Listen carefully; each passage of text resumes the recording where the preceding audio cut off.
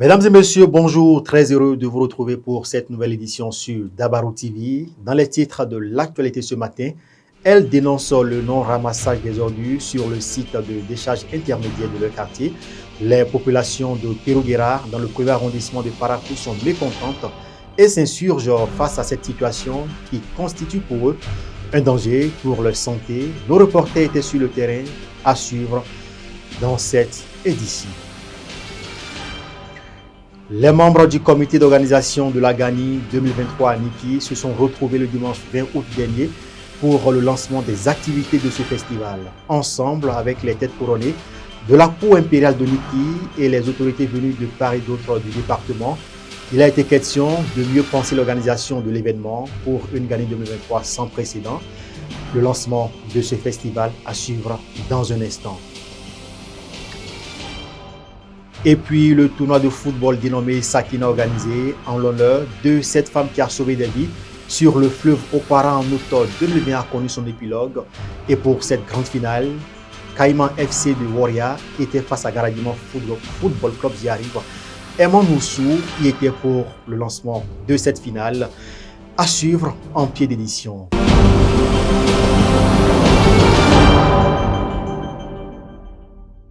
Voilà pour le sommaire, mesdames et messieurs. Bienvenue si vous nous rejoignez. Une brève pour ouvrir ce journal. Arrivé dans l'après-midi pour tenter de trouver une solution diplomatique à la crise, la délégation de la CEDEAO a rencontré le président renversé Mohamed Bazoum en présence du premier ministre nommé par la junte nigérienne Ali Zen et un autre membre de la junte. Et le nouvel homme fort du Niger, le général Abdourahmane Tiani, arrivé au pouvoir par un coup d'État, a assuré samedi soir que la période de transition ne pourrait excéder 3 ans, tout en mettant en garde les pays étrangers contre une intervention militaire contre son pays. Notre ambition n'est pas de confisquer le pouvoir, a-t-il déclaré lors d'une allocution télévisée, précisant que la durée de la transition ne saurait aller au-delà de 3 ans. Si une agression devrait être entreprise contre nous, elle ne sera pas la promenade de santé à laquelle certains croient, a-t-il mis en garde au lendemain d'une décision de la CEDEAO se disant prête à une intervention armée. Je vous le disais en titre il y a un instant, mouvement d'humeur des populations du quartier Pérouguera dans le premier arrondissement de Parakou. Elles s'insurgent et dénoncent le séjour des ordures sur le site de décharge intermédiaire devenu très préoccupante pour elles. Constat dans cet élément. Les populations de Pérouguera dans le premier arrondissement de la ville de Parakou s'insurgent contre la présence d'un dépotoir sauvage dans leur quartier. Elles dénoncent le séjour prolongé des ordures sur le site de déversement intermédiaire d'alors. Elles l'ont fait savoir dans la matinée de ce lundi 21 août 2023 à travers le blocage de tout déversement d'ordures sur ce site. Selon ce que nous avons servi, c'est qu'ils vont venir ramasser de temps en temps les ordures une semaine, mais cela ne se fait plus. Et ce dépotoir-là conçu vraiment sous de danger pour nous. Dans le quartier, il n'y a même plus de voie. Parce que l'eau a bloqué les tas d'ordures là, ont bouché le passage de l'eau. Le pont qu'on a fait là est bouché. L'eau n'arrive plus à passer. Et puis les voies sont gâtées. Les poteaux sont en train de tomber dans le quartier là. La voie n'est pas du tout praticable. Et en dehors de ça, ne parlons pas de l'insalubrité. Dans le quartier, nous ne respirons pas. Quand la dégradation, l'effet chimique de ces ordures que nous voyons là, on ne voit pas ça aujourd'hui. Mais dans des années, nous allons voir des enfants qui vont naître bonnes, d'autres manchots, d'autres qui n'ont pas. C'est les effets de ces choses-là, la dégradation de ces ordures-là, qui sont de faire ça. Le dépôt ne doit pas durer plus de 15 jours. Après, on vient enlever, il doit venir enlever les ordures et les jeter, je ne sais pas, au dépotoir final qui se trouverait à Beyerou. Mais depuis 2 ans, on a constaté que cette opération ne se fait plus. C'est-à-dire quoi? Les gens viennent nous déposer, les ONG chargées de ramasser les ordures, de collecter les ordures de maison en maison à l'aide des tricycles, d'accord, viennent déposer les ordures là. Et puis, c'est terminé. Selon elle, ce mouvement d'humeur est à l'origine des différents cas d'insécurité et de maladies auxquels les habitants du quartier Pérouguera sont confrontés, raison pour laquelle elles invitent la mairie et les autorités en charge de la collecte d'ordures à agir. L'eau que nous buvons, c'est l'eau de pluie. Il n'y a pas de pompe dans le quartier. Et donc les eaux sont souillées. Il y a de maladies. C'est source d'insécurité également. Tu ne peux pas passer par là. La voie n'est pas praticable. Quand tu passes, on te braque. Il n'y a pas l'insécurité est grandissante dans ce quartier-là. Donc voilà tout ce que nous vivons. Et nous avons essayé de faire des plaidoyeries par-ci, par-là, mais on ne nous écoute pas. Donc aujourd'hui, nous avons eu ras-le-bol. On a décidé de manifester notre mécontentement pour que l'autorité sache que ce que nous vivons là, c'est vraiment grave et il faut qu'il fasse quelque chose pour nous. Cette route-là, c'est ça, ces ordures-là qui gâtent la route-là. Est-ce que vous voyez? Donc si bien que pour cela, nous refusons catégoriquement. Nous ne voulons pas que notre quartier soit transformé en dépotoir. Ils sont en train de nous sacrifier parce que tout ce qu'il y a comme ordure dans ce parcours-là, on vient les déposer là. Donc, on a pris nos responsabilités, puisqu'ils ne veulent pas les prendre. On a pris nos responsabilités à partir de ce matin et on a refusé systématiquement à tous ces tricycles d'ONG de venir déverser les ordures ici. Donc, on les a bloqués à l'entrée. On leur a demandé de se retourner.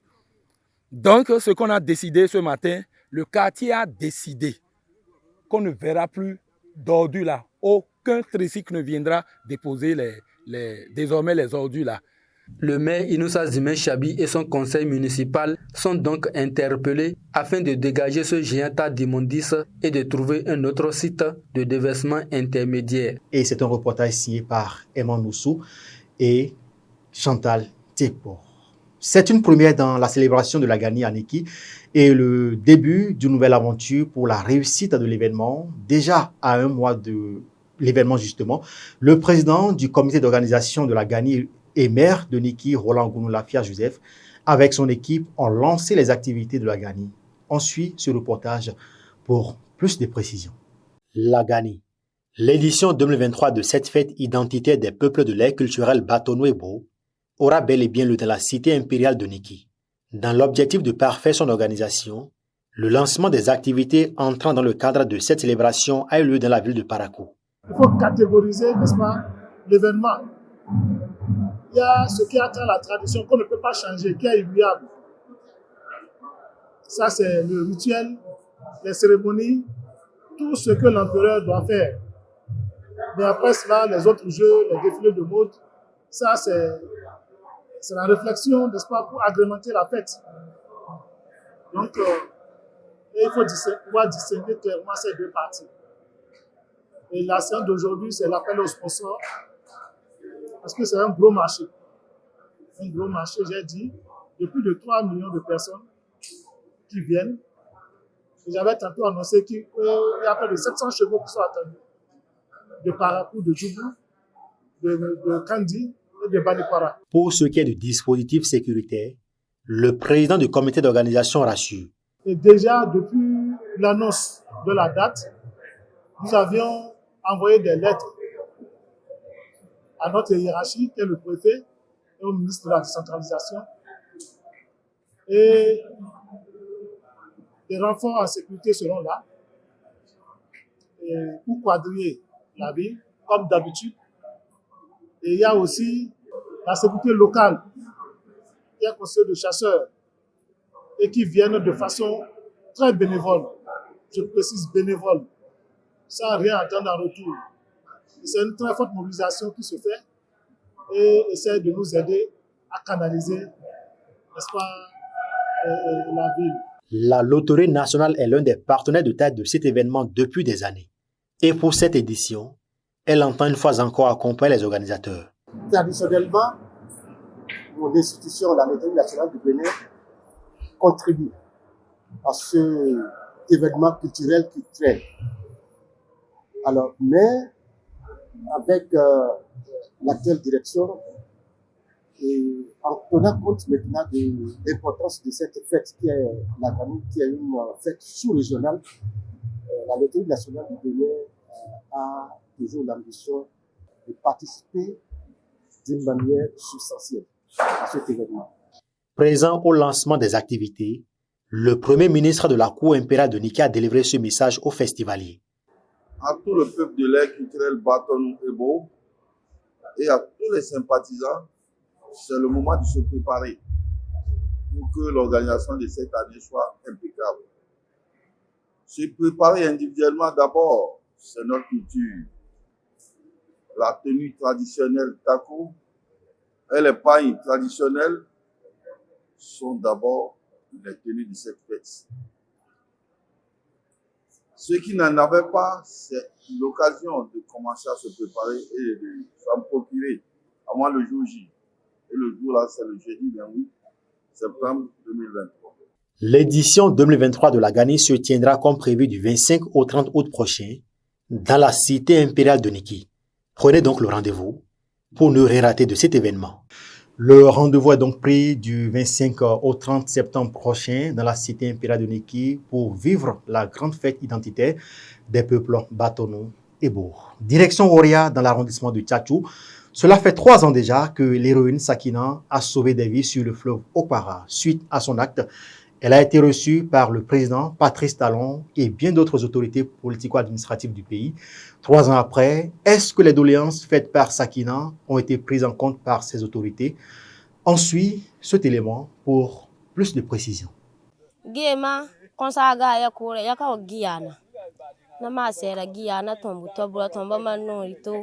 C'est un malheur qui a été à l'origine du bonheur que nous vivons actuellement.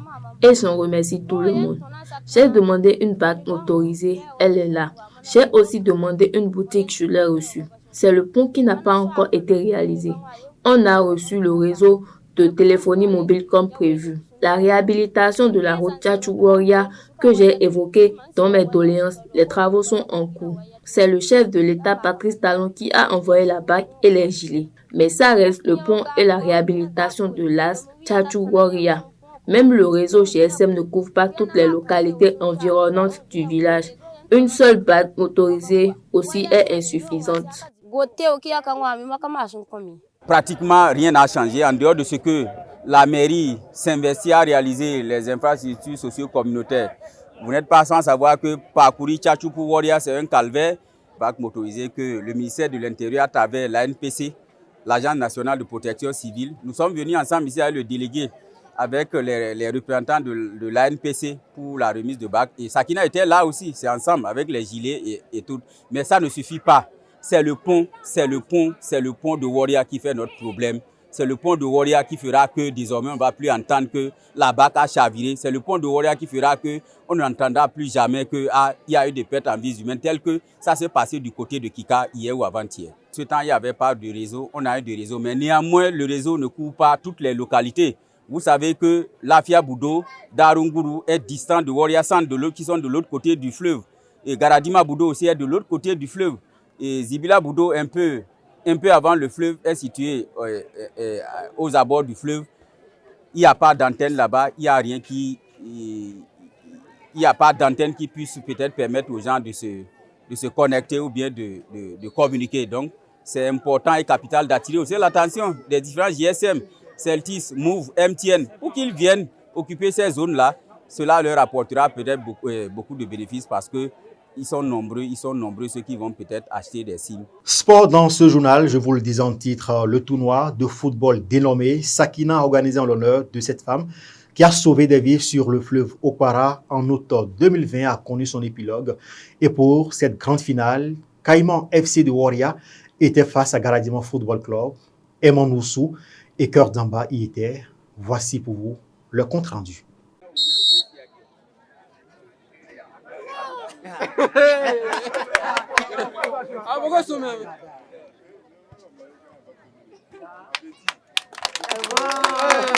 Joël Domagui, chef d'arrondissement de Tchatchou, et l'héroïne Sakina Aruna viennent de donner le top de la grande finale de la 2e édition du tournoi de football dénommé Sakina. Ce tournoi est organisé en l'honneur de cette femme qui a sauvé des vies sur le fleuve Okpara en août 2020.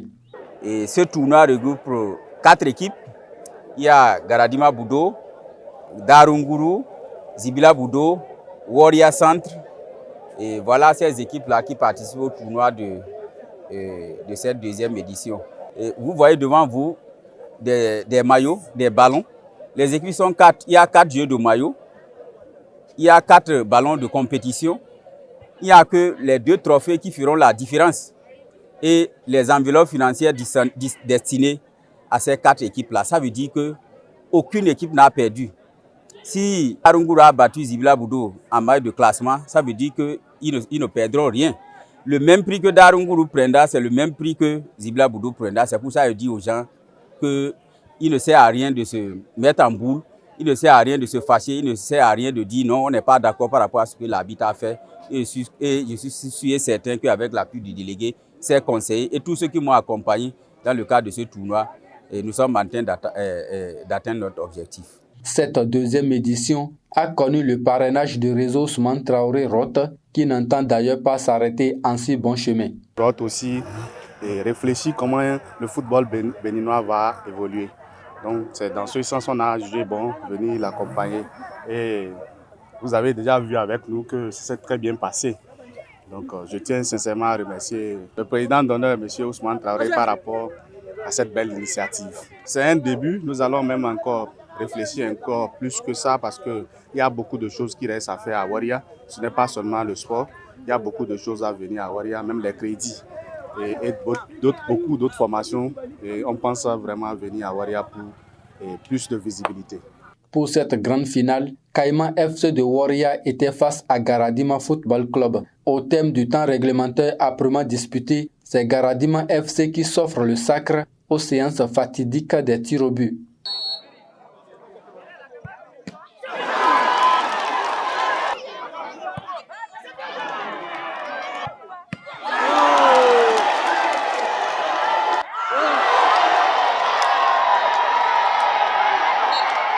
Le soir, arrivé au village à Garadima, on va fêter par la grâce de SIA. On a gagné la coupe, c'est pourquoi on va fêter.